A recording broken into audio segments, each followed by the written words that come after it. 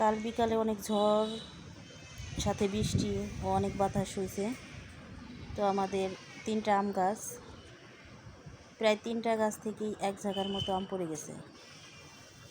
তা বাচ্চারা বলতেছিল যে আমরা কিছুটা আম নিয়ে আম মাখা করে খাবো। তা আমি বললাম, যা তোরা মাখা করে খা।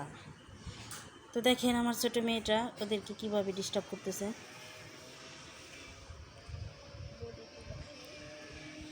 তো ওদের আম মাখা দেখে আমার এই ছোটোবেলার কথা মনে পড়ে গেল। আপনাদের কার কার ছোটোবেলার কথা মনে পড়তেছে অবশ্যই কমেন্ট করে জানাবেন। হ্যালো বন্ধুরা, আসসালামু আলাইকুম। আলহামদুলিল্লাহ আমি ভালো আছি। আপনারা সবাই কেমন আছেন? এইরকম আম মাখা কে কে ছোটোবেলায় করে খেয়েছেন অবশ্যই কমেন্ট করে জানাবেন। আমার তো ওদের আম মাখা দেখে জিভে পানি চলে আসতেছে।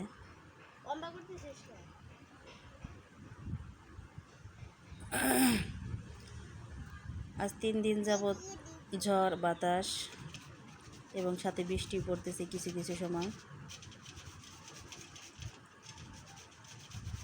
আবহাওয়াটা ঠান্ডা ঠান্ডা, আমার বাড়ি বেড়াটা টান দে ওদিক কাছে কাছে। তো সব মিলিয়ে আমার এই ভালোই। বাড়িটা টান দে।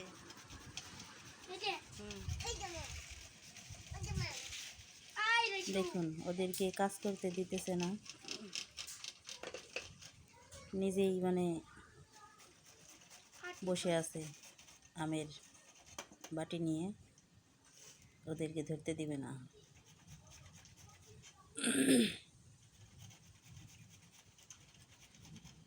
তো ওরা আম একটা ব্লেন্ডার সাহায্যে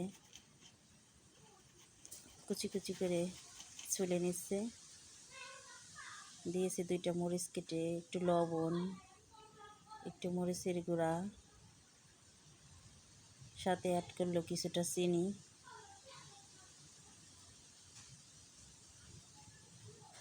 এখন ভালো করে চটকে নেওয়ার পালা।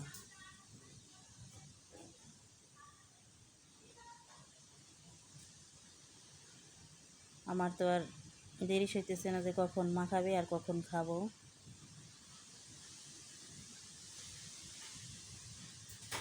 তো আম মাখাটা কেমন হয়েছে সবাই কমেন্ট করে জানাবেন।